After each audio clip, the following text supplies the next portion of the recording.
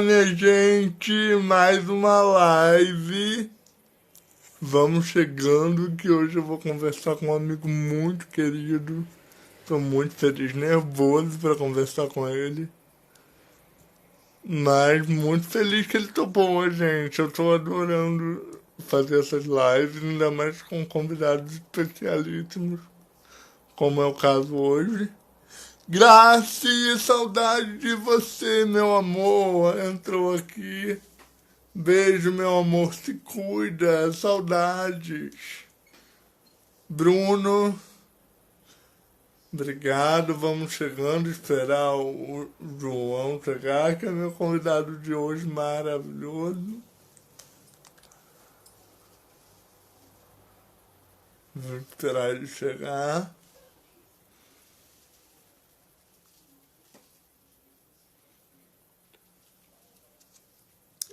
Ele que é um queridíssimo, né, que vai aqui contar pra gente um pouquinho das suas aventuras. E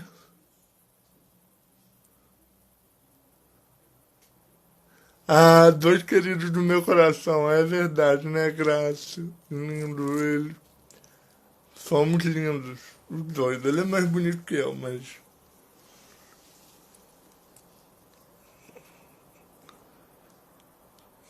Vamos aguardar, porque hoje o papo. Ele chegou, gente, que nervoso.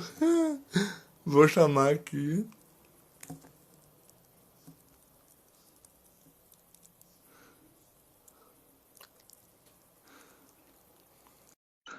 Vem, meu querido, vem. Venha. Oi, meu amor. Tá lindo! Aqui, Saudades, você. como é que você tá? Você tá me Tô escutando, escutando, Pedro? tô escutando. Deu uma travadinha agora, mas foi. Tá me escutando? Então, é que eu tô usando um fone de ouvido sem fio e esse fone de ouvido é uma bosta. Tá me ouvindo? Eu tô te ouvindo perfeito. Ai, que bom. Primeiro eu quero te agradecer por ter topado, né, o meu Mas, convite. imagina!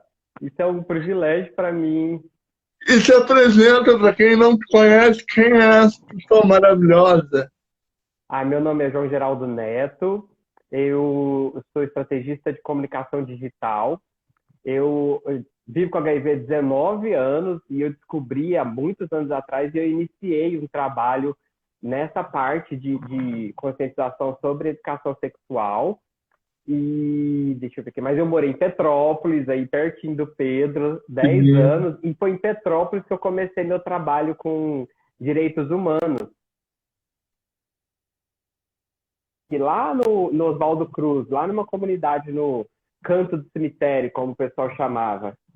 E aí, sim. desde então, eu comecei a trabalhar com essa parte de direitos humanos, aí depois saúde e direito sexual reprodutivo, e aí trabalhei no Ministério da Saúde por 8 anos, também nessa parte de HIV. E eu tenho uma estratégia de comunicação digital, né, que é um canal no YouTube chamado Super Indetectável, um grupo no Facebook chamado Rede Mundial, que é para pessoas que vivem e convivem com HIV, profissionais de saúde. E é isso, eu faço um bocado de coisa. Ele é a blogueirinha famosa, gente. A blogueirinha. Ai, que meu amor, quero que você conte pra gente como é que foi esse seu processo de descobrir a quarentena. Você estava fora do Brasil, né, quando começou a quarentena. Foi, Pedro, eu tava. Na verdade, meu casamento acabou em outubro do ano passado, né? E Sim, aí aí eu resolvi dar uma sumida assim do Brasil. Falei, vou dar um tempo. E aí eu tinha como comprar uma passagem, né? Enfim, comprei passagem com milhas, fui fazer voluntariado na Europa. Minha ideia era passar pela Polônia, Alemanha e Israel. E aí sim, eu fui para Polônia, fiquei lá, um frio danado, não recomendo o frio da Europa. E depois eu fui para Alemanha. E aí na Alemanha eu estava no meio da minha estadia lá, pouco antes de ir para Israel. a pandemia explodiu muito feio na Europa, né? Porque quando eu estava na Polônia, a gente já estava falando sobre isso, só que não era uma realidade ali naquelas partes, estava muito na Uhum. Itália. Só que, óbvio, né? Tudo é muito perto ali.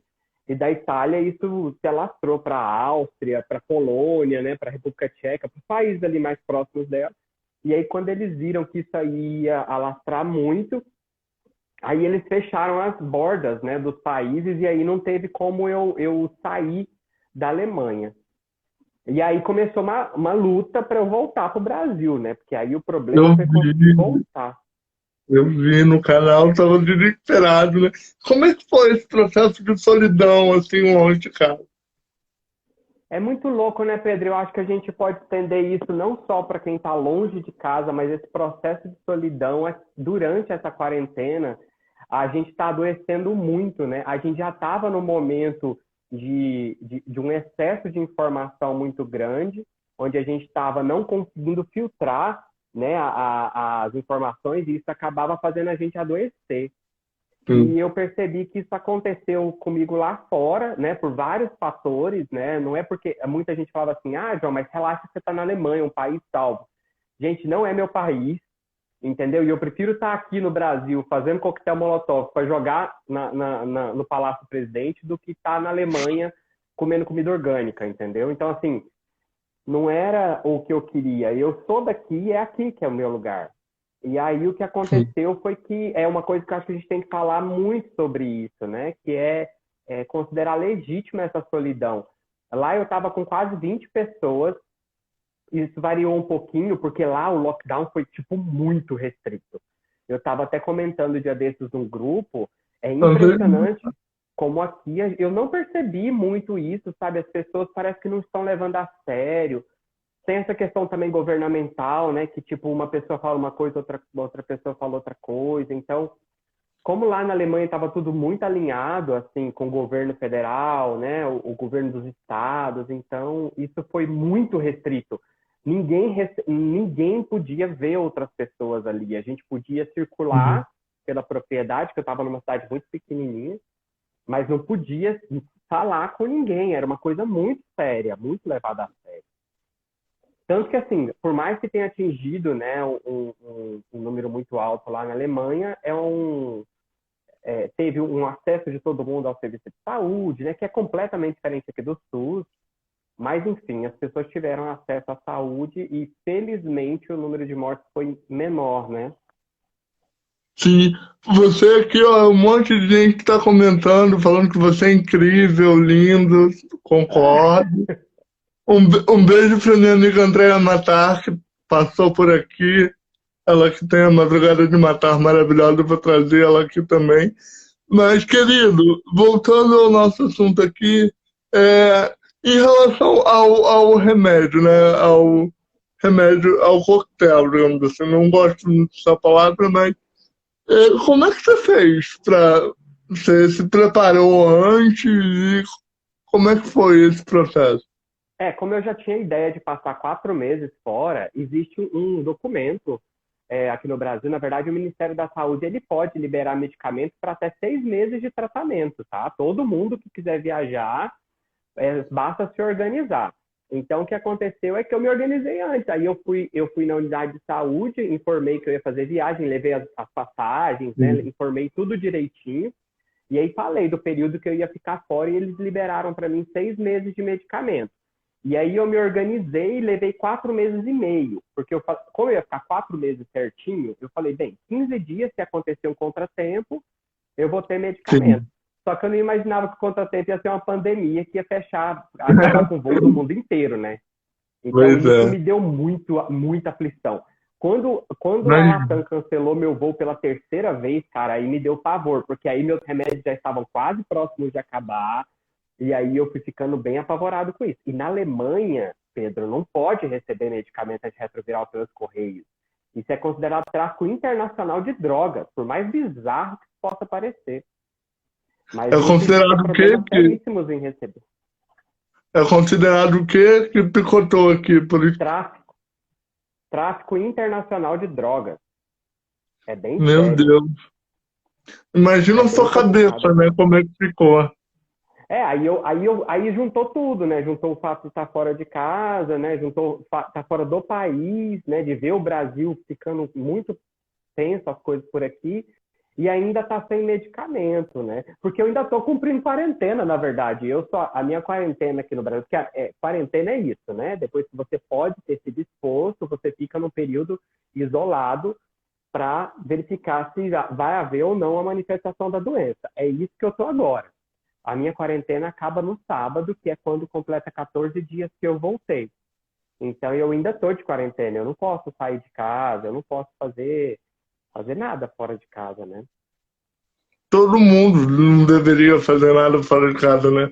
Mas tem gente que não É, pode, né? Tem gente que exatamente. não Mas é pode porque parar de trabalhar. é que a gente usa o termo quarentena para todo mundo, mas na verdade o que a gente faz normalmente é o isolamento social, né? Quando a gente fica quietinho Sim. dentro de casa, né? O distanciamento social é aquilo que a gente faz quando a gente vai no mercado, evitar cruzar as pessoas. Então, assim, é só mesmo com relação aos termos.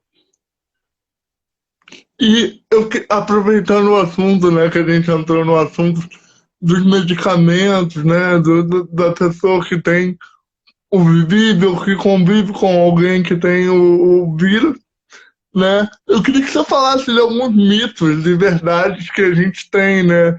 Tipo, de que pessoas com HIV têm mais facilidade de contrair o coronavírus. E isso já foi desmentido, né? Não é verdade. A gente não tem estudo, né, Pedro? Na verdade, a gente não tem um estudo que diga que tem uma pessoa que está em tratamento e está indetectável, ela não é mais vulnerável ao HIV, à COVID ou a uma complicação. Não tem nenhuma evidência científica, que eu falo até no meu canal, Sim, eu sempre falo. Tudo que eu falo é baseado em evidência científica. Quando é a minha opinião, eu falo, a minha opinião é essa.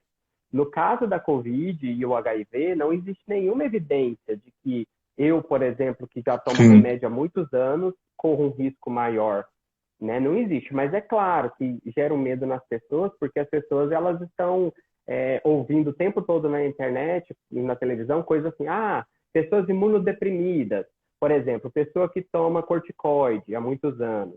Mas é diferente, essas pessoas elas tomam corticoide para baixar a imunidade para lutar contra uma doença. O nosso caso é o contrário, o nosso caso, o nosso corpo responde bem quando a gente toma o medicamento do HIV, né? Então a gente, teoricamente, a gente tem uma imunidade boa. sim. E você sofreu muito preconceito lá fora? Como é que foi Então, essa, aí essa convivência lá fora? depende, porque eu fui em dois universos, né? Sim. Agora que eu passei mais tempo, eu fiquei na Polônia e eu fiquei na Alemanha. São dois universos completamente diferentes. A Polônia é um país muito Uhum. preconceituoso.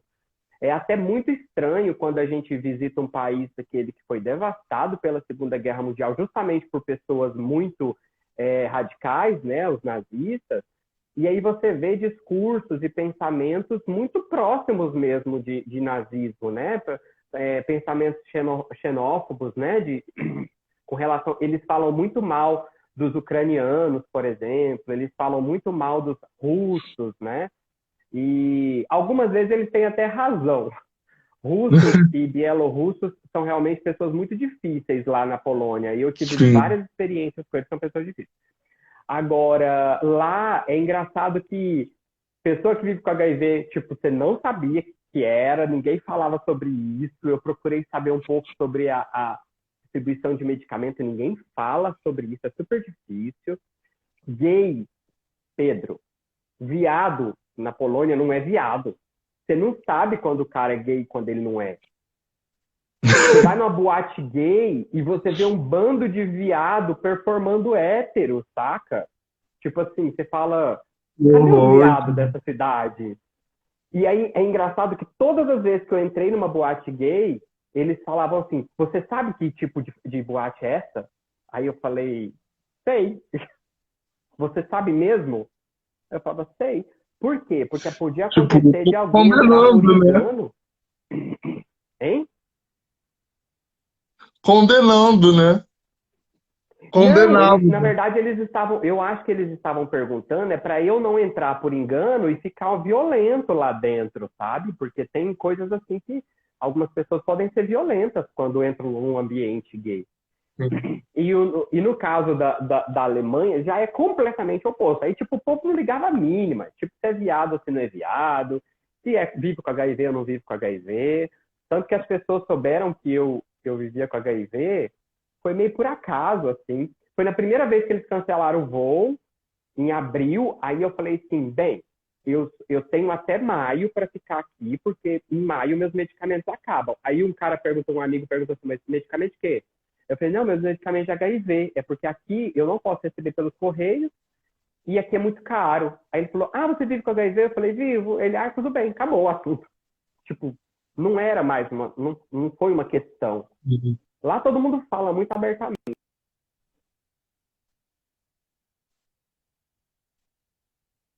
Travou, Hello? Travei. travou e travou. Não, Voltou? agora eu tô te vendo, pô. É porque aqui deu uma travadinha. Petrópolis, Mas né, meu continua, amigo? É Petrópolis. Essa internet horrível dessa continua, cidade. continua, amor. Vai. Não Não, é vou nem isso. Então, entrar nesse assim, detalhe. não, então, assim, preconceito eu não sofri, sabe? Nem na Alemanha, nem na Polônia, mas na Polônia eu não tive muito. Eu procurei saber sobre isso e as pessoas não falam, porque é um tabu. Já na Alemanha as pessoas não falam porque isso não importa. Tipo, só que aí é uma coisa que eu vi também na Alemanha que eu fiquei um pouco. Assim, é um outro tipo de relação com o sexo, né? As pessoas Aham. elas não ligam muito para camisinha, saca? Eu tipo, fiquei muito curioso com relação a isso, porque um amigo falou que as meninas não curtiam camisinha. Eu falei, mas essas meninas não têm medo de engravidar, de pegar uma doença? Aí ele falou assim, não, João, elas tomam anticoncepcional e tomam PrEP. Aí eu falei, enfim, elas não tinham muito coisa. É uma outra relação com o sexo, saca? É Mas, bem mas, o, interessante. mas o governo de lá faz campanhas de prevenção ou não? Não, na Polônia, não. Na Alemanha, sim. Só que na Alemanha nem é o governo que faz, são ONGs. As ONGs é que Sim. fazem. Só que lá as ONGs, é porque na Alemanha também eles têm uma visão muito forte do respeito ao indivíduo. Tipo assim, a pessoa faz o que ela quiser da vida dela. E aí o plano de saúde precisa pagar os medicamentos, né, para ele, se ele quiser se Sim. prevenir com a PrEP, por exemplo. E aí é isso, mas as próprias ONGs fazem, as indústrias de laboratório, não tem muita, Sim. não falam muito sobre isso lá, não. Agora, amigo, é uma pergunta assim, né? Como a gente cuida da nossa vida sexual na quarentena, né? Tipo, eu li uma matéria falando que masturbação aumenta a imunidade, isso é verdade? Não sei. Será que isso é verdade? Cara, eu acho que tudo que te deixa feliz aumenta a sua imunidade, não é verdade? Se você faz masturbação, né? Se você se masturba e isso te deixa feliz, vai aumentar a imunidade. E é engraçado que houve uma virada, né? Assim, né? As pessoas que antes eram solteiras costumavam ter uma vida sexual ativa maior do que os casados, né? E aí agora os Agora casados virou. ficam, parece que o mundo, parece que o jogo virou, não é mesmo? Pois é. Mas assim, ô Pedro, Amigo, o que eu acho deixa que é muito. eu... Fala. Diga, diga, Fala, diga, por diga, pode favor. falar. Não, fala. Tá- O que eu acho que é muito importante é a gente entender o seguinte: eu tenho muitos amigos que tipo estão ligando a mínima para ir para esse isolamento, né? Para essas recomendações da OMS e estão tipo saindo para transar indiscriminadamente. Eu conheço muita gente. Eu acho que além de ser uma irresponsabilidade, né? Uma parte importante da cidadania que é a gente cuidar da saúde de todo mundo é também uma irresponsabilidade com outras pessoas ali, né, que estão próximas Com deles, né, porque certeza. assim, Porque, cara, não é possível que uma pessoa não consiga ficar sem transar um certo tempo, entendeu? E não é uma questão ordinária, não é uma coisa que acontece com frequência, é uma questão extraordinária. A gente precisa ficar quieto, Não, né? e fora isso, vamos aprender a se conhecer, né? Se tocar, Pô, as gostar de meninas também, né? Que as meninas, elas não têm muita prática da masturbação. É estranho que nos estudos que sim, falam de sexualidade, de desejo, né, da libido, as meninas e os meninos, né? Quando eu falo menino e menina, eu digo homens e mulheres, né? Óbvio. Mas sim. os meninos e as meninas, elas têm a desejo sexual, a mesma coisa. Tanto que as pessoas falam assim, mas homem tem uma necessidade maior de sexo. Não é. É que, na verdade, homens, eles têm uma liberdade maior para viver a sua sexualidade. Então, eles aprendem desde pequenininho a fazer sempre brincadeiras em espaços amplos, eles sempre sentam em lugares espaçosos, eles sempre são orientados a viver a sua sexualidade. Tanto que quando a gente tem 7, 8 anos, as perguntas que os tios ficam fazendo pra gente é, e aí, quantas namoradinhas? Pois Entendeu? é. Para as meninas é outra coisa. Então, as meninas vivem a sexualidade numa cultura muito mais repressora. Mas tanto meninos quanto meninas sentem tesão do mesmo tanto. É a mesma vontade, né?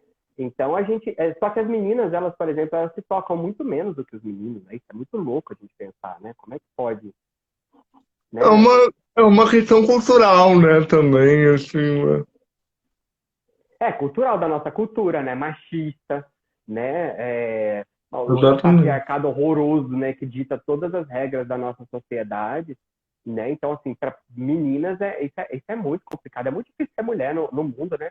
É É o que eu muito estava falando triste. até para.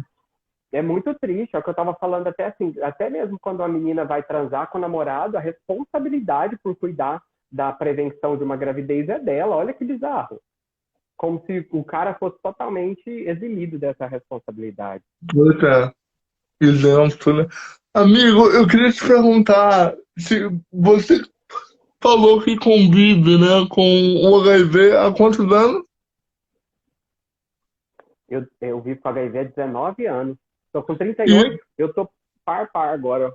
18, 19 anos de vida com HIV, 19 anos de vida sem HIV. e desde quando você descobriu até o mundo de hoje, você acha que mudou? O preconceito melhorou, piorou? Como é que você vê essa questão em relação a isso? Uai, Pedro, eu acho assim, na verdade, eu acho que o preconceito não mudou. É muito louco isso. Eu lembro ainda quando eu fui diagnosticado lá em 2008, e eu olho, porque eu fui diagnosticado só 6 anos depois que eu já vivia com o vírus. E aí eu olho lá para trás, e aí eu olho para hoje, eu vejo que os fatos, assim, as questões, né, o que deixa a gente preocupado são as mesmas coisas. É muito louco você pensar que já tem 12 anos que isso aconteceu e ainda assim a gente enfrenta os mesmos problemas. Na verdade, existe um filme muito bom chamado Carta para Além dos Muros. Você já assistiu? Não, ainda não me falaram desse filme. Gato, tá na Netflix, é muito legal o filme. Ele Vou fala da ver esse nome história também. do preconceito lá da década de 80, no início da década de 80, quando surgiu o HIV, até hoje. Então ele mostra que, na verdade, as questões são as mesmas. Só que Sim. hoje, por incrível que pareça, eu acho hoje mais bizarra a.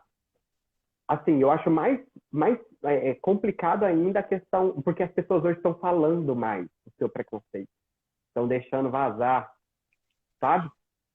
O discurso Então, de tipo, ódio, né? então assim, o que antes era feio de falar, hoje em dia as pessoas estão ligando a mínima e eles estão falando mesmo machucando as outras pessoas, né? E é complicadíssimo isso, né? Porque, assim, é assustador, né? Porque a gente fala do nosso sistema único de saúde, que a gente tem que valorizar ele, né? Porque ele pode ter todos os defeitos do mundo, mas ele funciona, né? Ele, querendo ou não, ele tá segurando a barra dessa pandemia. E a gente precisa também ter uma política educacional, né? Você vê alguma a luz no fim do túnel? Você vê alguma assim, possibilidade da gente reverter essa situação? Porque eu, Uai, sinceramente, sou meio descrente, vou falar pra você. Mas assim, Então, entendeu? eu sou meio pessimista nisso, assim, sabe? Com relação ao SUS, o fortalecimento do Sistema Único de Saúde, eu acho que a gente pode, sim, melhorar, evoluir nisso, porque eu acho que a pandemia ela vai trazer uma ideia de que é necessário ter sistemas de saúde muito fortes, né? Eu acho que isso aí é algo que a gente pode tirar de positivo, se bem que eu acho que não tem nada de positivo na pandemia, mas eu acho que a gente pode dessa necessidade do mundo inteiro, os governos vão, até os Estados Unidos discutindo agora um sistema de saúde público. Pensa, país super liberal, essas coisas todas, liberal de economia, né? Então, assim, se os Estados Unidos estão pensando, o nosso pode. Porém, nós temos um problema, que não é um problema simples. Nós temos o presidente do Brasil, que tem total interesse em vender a porra toda. Então, assim, né, naquela última reunião lá que foi divulgada aí na reunião do, dos ministérios lá, ficou muito claro que o que o ministro da, da, da Economia quer fazer é Economia. justamente vender tudo, né? Então, aí complica a nossa situação, porque ao mesmo tempo que a gente sabe que existe uma necessidade de fortalecer o sistema único, existe um lobby muito forte dos planos de saúde para fortalecer os planos. Isso é Com complicado, né, certeza. cara? Eu tô aqui lendo uma pergunta, né, deixa eu ver aqui, da Maria. Obrigado, Maria. Ela falando assim, educação sexual deveria entrar nos currículos, né? Mas você sabe Educação por nas, que que não... Você educação sabe nas por que que... séries iniciais. Eu também acho, deveria, a gente deveria aprender desde o início, né? Mas você sabe o que acontece, Pedro? Para a gente conseguir colocar a educação sexual nos currículos, a gente tem que quebrar várias questões.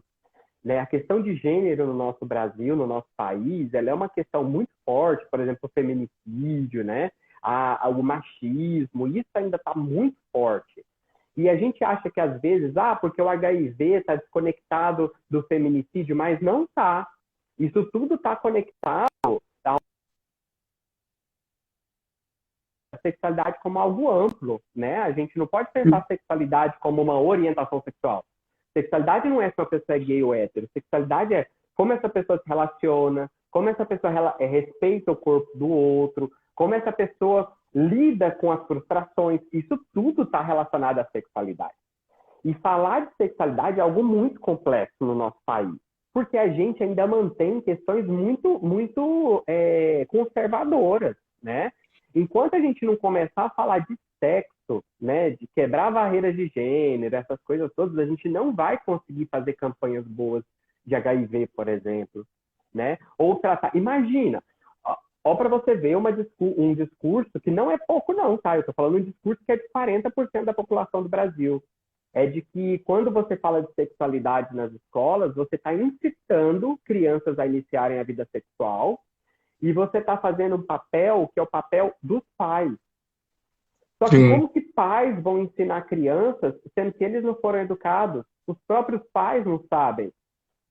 Como que um pai que bate numa mãe, ele vai educar sua filha ou seu filho sobre sexualidade? Esse cara não tem nenhuma condição de fazer isso, né?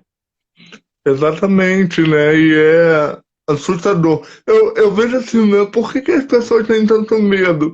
Eu vou dar o meu exemplo, por exemplo, né? Quando eu falo assim, eu sou gay, né? Aí falam assim, mas você não é deficiente, como você é gay, né? Você não é pessoa com deficiência.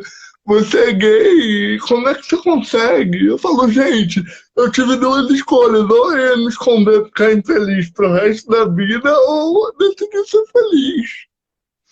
Exatamente. E é Exatamente. muito preconceito. Ainda mais Petrópolis, né? Você conhece Petrópolis, a gente tem uma linha muito conservadora aqui na cidade. E você é daqui, na verdade, você sabe bem o que eu tô falando, que é difícil, né? E a Graciane está falando uma coisa aqui, ó, que eu conheço. Graça é uma amiga minha, Graça Camilo. E Ela é uma também, eu me formei com ela, amo Graça. amo de paixão essa menina. Ela é maravilhosa. E ela sabe muito bem, porque a gente trabalhou juntos lá nesse projeto lá no Oswaldo Cruz. E ela fez uma observação muito importante. Como é que um pai que abusa da sua filha vai ensinar a educação sexual? Inclusive, eu falo Exatamente. uma coisa, Pedro, que eu falo com muita segurança, que, na verdade, as pessoas que mais lutam contra a educação sexual na primeira infância são pessoas com um instinto abusador. Porque o que eles querem não é proteger criança. Quando você quer proteger uma Sim, criança, você ensina ela. O claro. que essas pessoas querem é deixar essas crianças vulneráveis. Eles não querem que essas crianças denunciem eles. Uma criança bem informada, ela não vai ser vítima de abusador. Sim. Entendeu? E isso não sou eu que estou falando, isso são estudos que mostram. Tanto que o nosso país é um país altamente, por mais fora do Brasil, quando você vai ouvir falar de Brasil, todo mundo lembra de carnaval, mulheres nuas no carnaval, topless na praia e festas incríveis. Só que o nosso país Sim. é um país ultraconservador. E esse conservadorismo, ele reflete no número de crianças que são abusadas, né, sexualmente dentro de casa. Porque eu estou falando de 70% das crianças que são abusadas dentro de casa. Entende? Então não é uma coisa pequena. Eu não estou falando de uma coisinha boba. Não é, eu estou falando da maioria. A grande maioria das crianças que são abusadas são pelos pais. E, engraçado, coincidentemente, são os mesmos pais que gritam, que esbravejam, né? Ah, porque a gente quer proteger, quer, né? Eu sei muito bem o que essas pessoas querem fazer. E é muito triste, né? A gente ver assim, para onde o Brasil está caminhando em termos dessas políticas, né? Que eu vejo muito enfraquecidas ainda, né? Perderam muito a sua força nesse momento tão difícil. Mas, assim, eu faço aqui um discurso meio pessimista, mas eu vejo também que a gente não pode desanimar, né? Você sabe o que acontece, Pedro? Então, assim, para entender que o nosso pessimismo também pode ser algo passageiro, tá?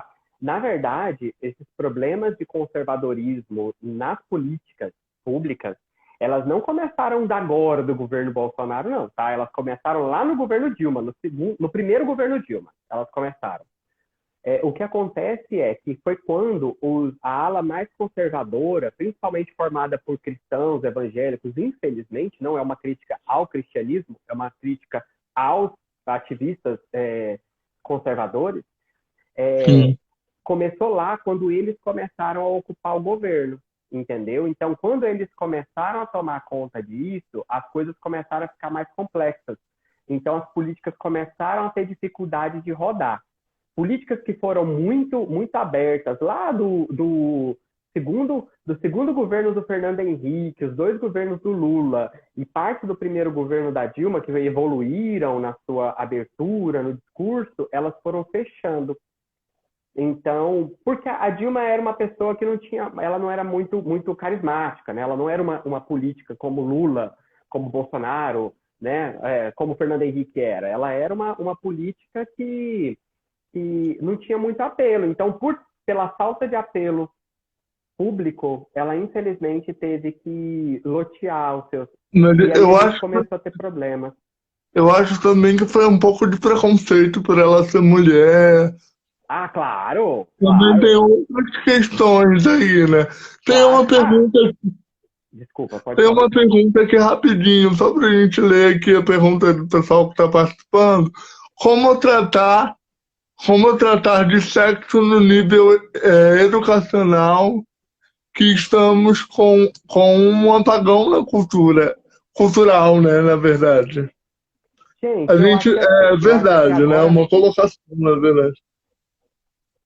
é uma afirmação, né, que ela está fazendo. Mas eu É, acho que assim, mais do que nunca, ainda mais agora que a gente não está podendo contar muito com as instituições, né? Eu digo as instituições, por exemplo, de educação. Os seus filhos não estão na escola agora, né? Os sim, nossos filhos, né, da sociedade. Então, assim, eu acho que é no pequeno trabalho, sabe? São aqueles pequenos trabalhos que a gente vai fazendo. É no trabalho de formiguinha mesmo, orientando as pessoas, quem tem esse conhecimento, né? Quem teve a oportunidade de entender a importância da educação sexual, é trabalhar isso nos seus micromundos, sim. sabe? Dentro da sua família, orientar os seus primos, que às vezes não entendem muito bem, que às vezes compraram um discurso muito ultraconservador, de que, na verdade, a educação sexual faz bem para todo mundo, orientar os pais a falarem sobre isso com os filhos, né? Porque geralmente também, Pedro, quando tem um abusador dentro de casa, não é todo mundo que é abusador. Aí você tem, geralmente, um pai, ou um pai, ou um irmão, um avô. Então, os outros membros da Padrasto família também, né? podem proteger essa criança. O padrasto também, quando a mãe é separada, Padrasto. também. Exatamente. Então, assim, se alguém da família conseguir ajudar, né, já é algo bom. Sim. Né? Mas assim, e eu vejo também, né, que as políticas de, por exemplo, de educação sexual, né, políticas de prevenção sexual, não só de educação, mas de prevenção, elas precisam ser mais inclusivas, né? Pois é, agora No eu queria seu te fazer uma curso. pergunta. Aí agora eu queria inverter aqui. É porque Ah, eu tenho uma amiga com deficiência e ela é uma menina fabulosa, Stephanie, é o nome dela. sim. Ela é de São Paulo, ela é da cidade de Tiradentes, tipo uma big comunidade lá em São Paulo. Ela tem deficiência, ela é negra, ela é mulher, então você pensa um monte de vulnerabilidade que ronda essa menina. E ela fala muito dessa questão da sexualidade. E aí eu queria fazer essa pergunta para você. Como trabalhar essa sexualidade? Você encontrou muita dificuldade para entender? Porque você não se vê nos livros, né? Infelizmente. Assim como a Muita, Stephanie também não se vê nos livros. muito. Como é que foi isso? Então, é muita dificuldade, porque é exatamente por isso, a gente não tá nos livros, né? A gente não é de interesse, né, da população, não é nem da população, não é interesse em fazer política pública inclusiva para a pessoa com deficiência, quando se fala de educação sexual, né? Então, assim, foi difícil, né, para eu me aceitar como LGBT foi bem um processo bem doloroso. Mas hoje, graças a Deus, Não, vivo e o feliz. pior é que assim, o que eu percebo é que você não se vê nos livros, né, na parte da educação formal, e você também não se vê nas novelas, né? É Não, difícil você ver um cara com deficiência, uma menina com deficiência, tendo um relacionamento sexual numa novela. Isso é muito difícil, eles eu desconectam, tem tava que até ficar desconectado.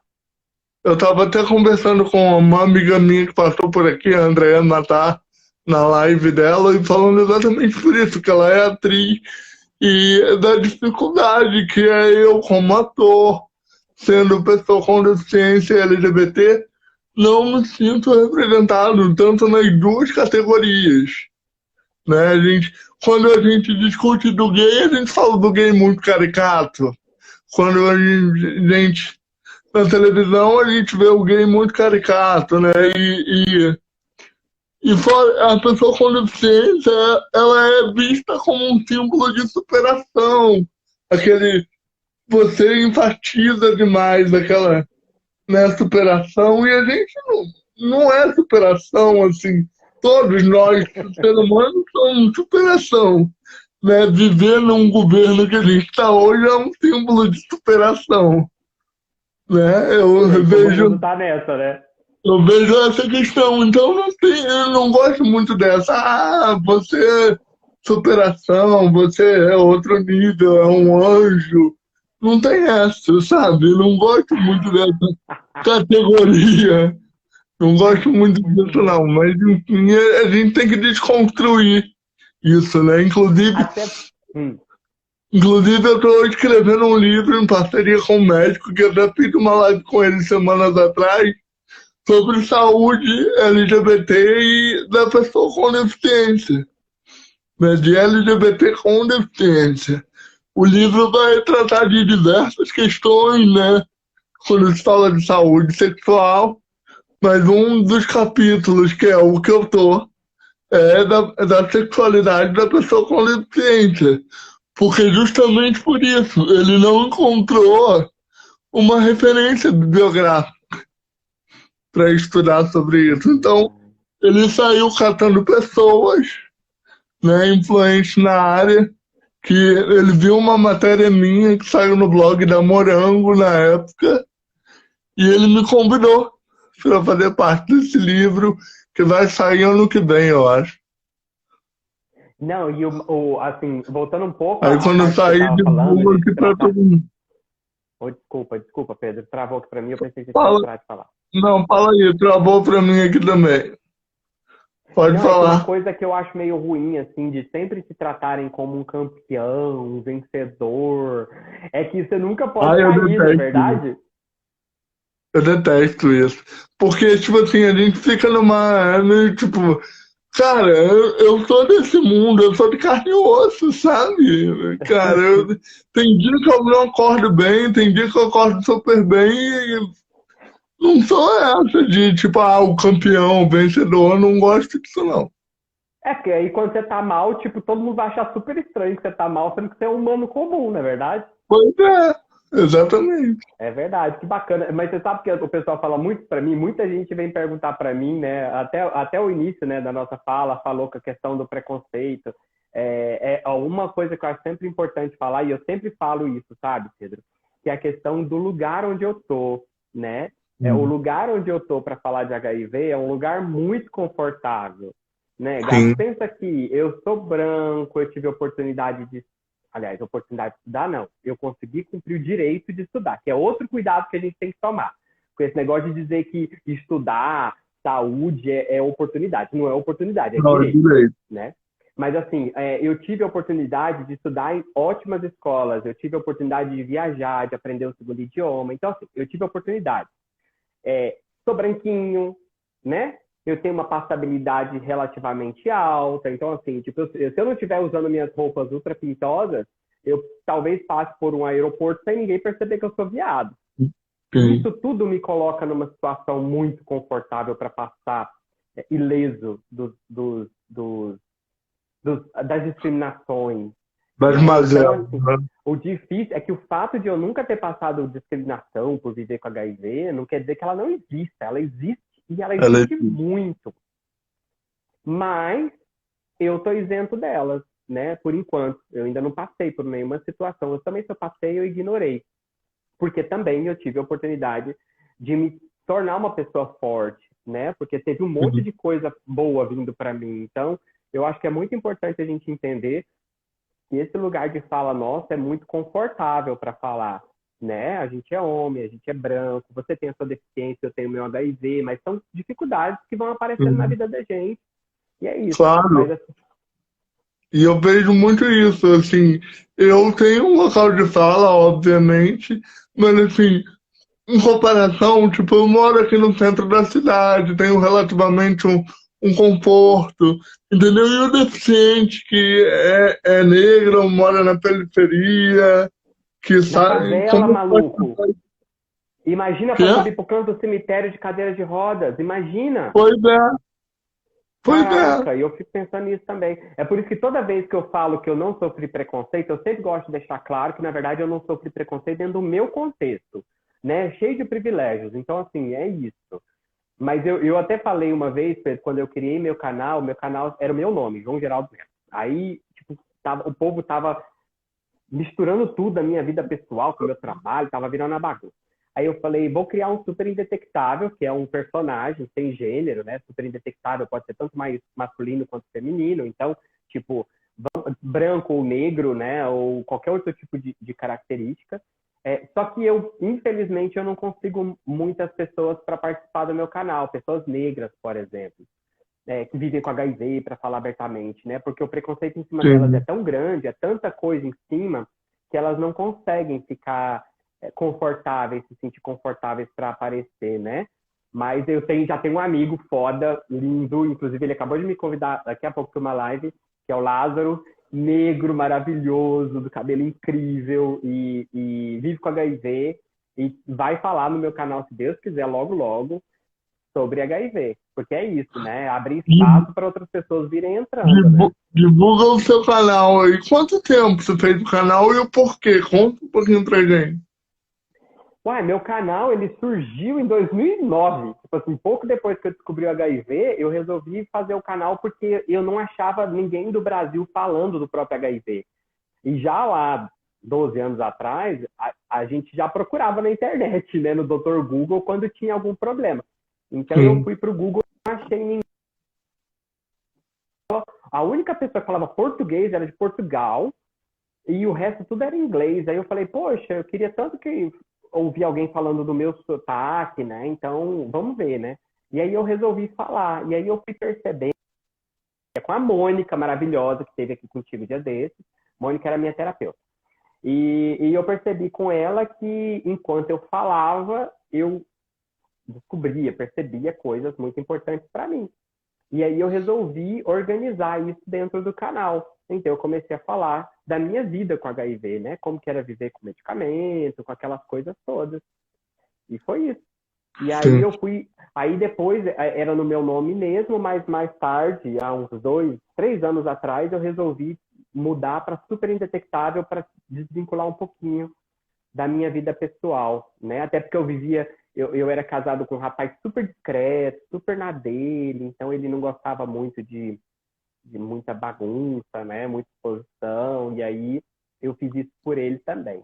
Mas eu acho que foi a melhor coisa que eu fiz. Temos aqui uma colocação, né? Da gente falou que sempre tem a sociedade cobra da gente ser visto como vencedor. Tem aqui uma colocação, né? Que os corpos positivos também sofrem, né? Com essa questão de, Ainda de mais serem quando você está na colocados como essa internet. cantinha. A gente tem alguns grupos assim a gente tem um grupo, por exemplo, de YouTubers. Eu até não gosto muito desse termo, eu prefiro falar criador de conteúdo. A gente tem um grupo bacana de criadores de conteúdo e nesse grupo tem gente das mais diversas é, grupos assim que falam sobre negritude, que falam sobre HIV, que falam sobre sexo, que falam sobre linguagem. Então, essas pessoas estão todas juntas ali, que é um grupo de resistência, vamos colocar assim, né? E Sim, lá a gente fala disso, porque às vezes a gente é visto como super-herói. O fato de eu estar falando, às vezes, sobre o meu HIV na internet traz uma ideia para as pessoas de que eu sou muito forte, muito resistente. Mas eu até comentei isso no meu Instagram, quando eu tive, por exemplo, crise do pânico. Eu sofro de ansiedade, sabe? Então, assim, eu tenho que tomar remédio para conseguir controlar a minha ansiedade hoje. Eu esperar, eu travou. acho que a gente tem até bastante coisas, né, difíceis para viver. Você está me ouvindo? É que travou aqui. Ah, Travou aqui. Repete de novo. qual parte? Deixa eu ver. Você Repete estava de novo. Aqui. Você falou do remédio para ansiedade. aí o que acontece é que, por exemplo, eu sou uma pessoa que tem transtorno de ansiedade, eu sou uma pessoa que sofre com ansiedade. Quando eu estou sem medicamento, a minha cabeça é o meu inimigo, é a minha inimiga, entendeu? A minha cabeça é um inimigo, porque eu não consigo fazer nada na minha vida. E é engraçado como o Caio é um youtuber muito bacana, ele botou um vídeo ontem, ou anteontem, no YouTube dele, e ele descreveu a ansiedade, mas de uma forma brilhante, assim. E ele fala como é complicado, porque a cabeça da gente, ela não é simplesmente, eu tô preocupado porque, eu vou ter que pegar um avião amanhã. Não, eu tô preocupado porque eu preciso organizar a hora de eu dormir, eu tô preocupado porque tá faltando escova de dente, eu tô preocupado porque eu vou ter que fazer a barba. Então, são coisas triviais que se tornam grandes problemas. E assim, tudo isso era só para dizer mesmo que, na verdade, nós, por mais que a gente esteja exposto na internet, né, que você esteja aí dando sinais de grande superação, né, vamos dizer assim, são sinais que também você também é uma pessoa frágil, né, que tem seus problemas, que tem seus problemas afetivos, que sofre por amor, né? A gente não é sempre invencível. Com certeza. Aqui, ó, a Ana Clara falou que você é uma pessoa incrível. Ah, a Clarinha. A Clara é uma amiga minha do Cefete, cara, de Goiânia. Eu era adolescente, eu já conheci essa garota. Ela é velha pra caralho. E a Yasmin é minha sobrinha.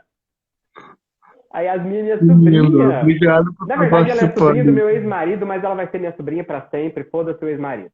Ela é minha sobrinha É? para sempre.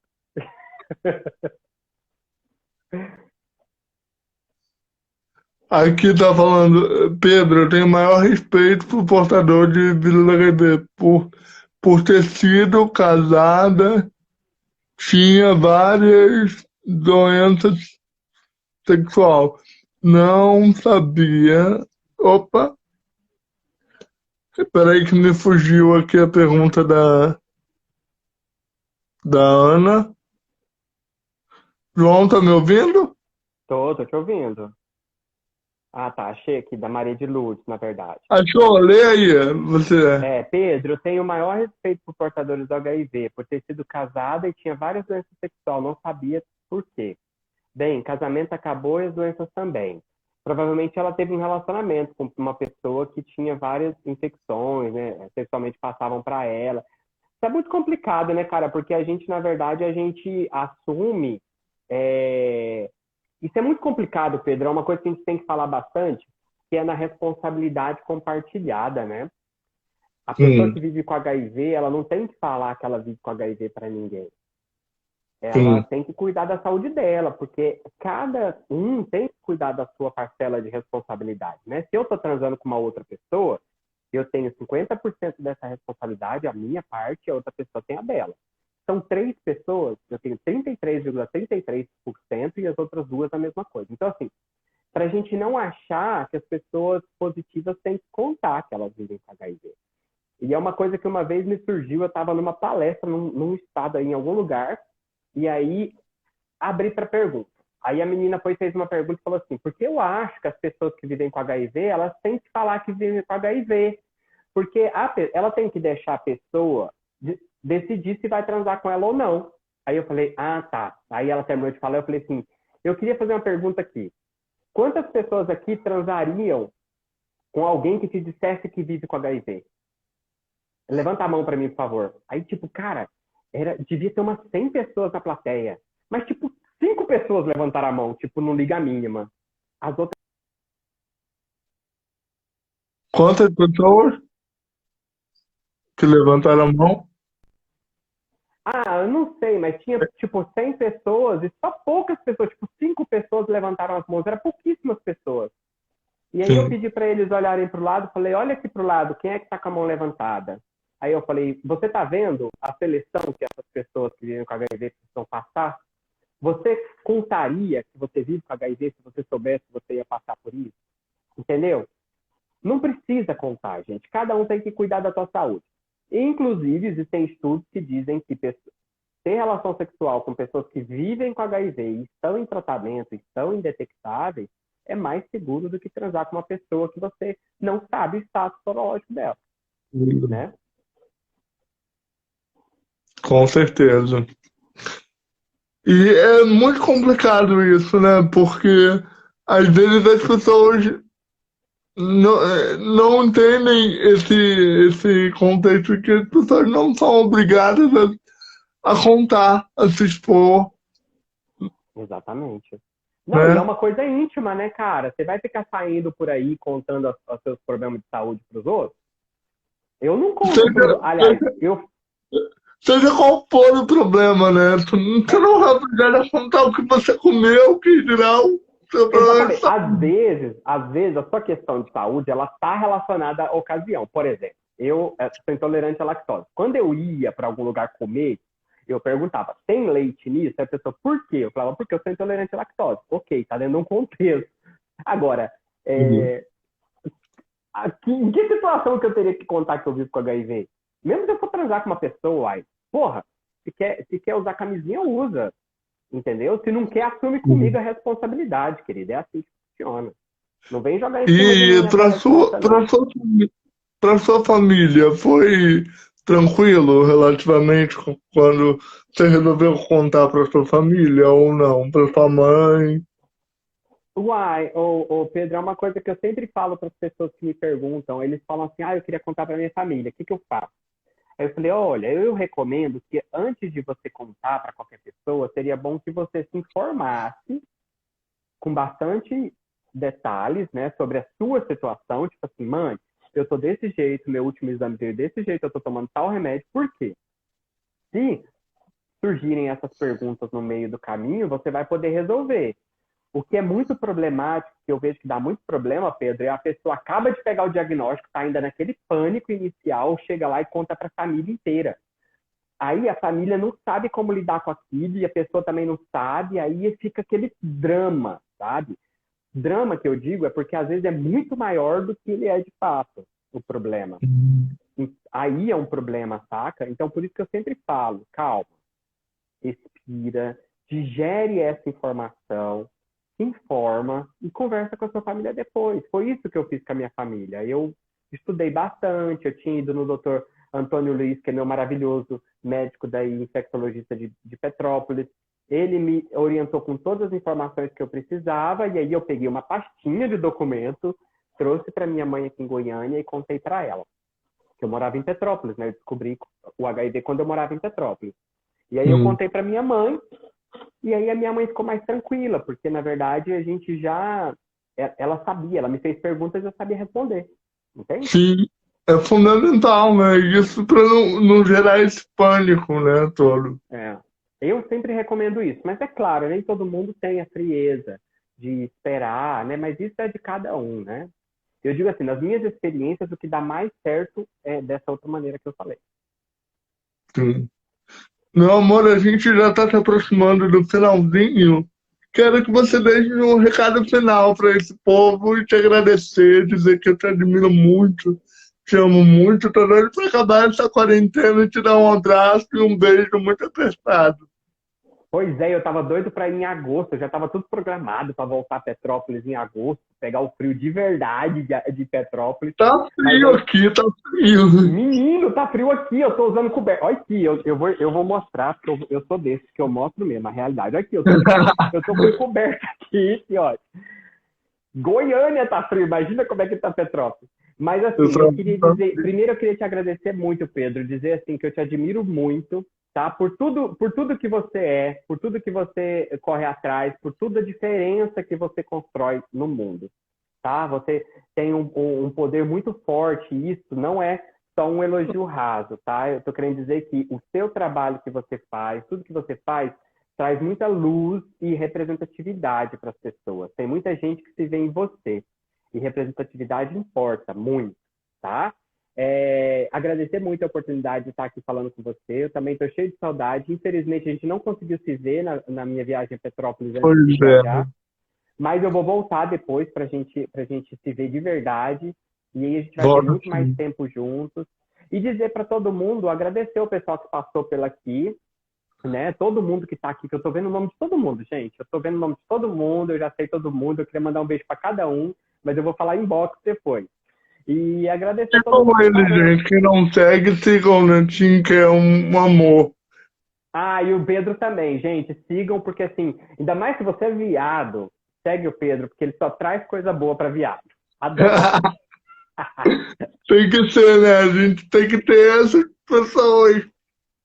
É isso. Pra falar pela gente, né? É isso. Meu amor, amigo. muito Enquanto obrigado. algumas pessoas ficam guardadas, né, a gente fala. Muito obrigado por você estar aqui. Te amo muito.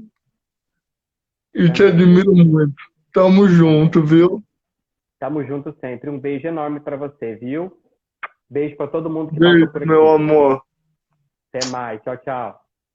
Tchauzinho. Gente, obrigado pelos comentários. Tô lendo todos aqui, ó. Pessoal comentando.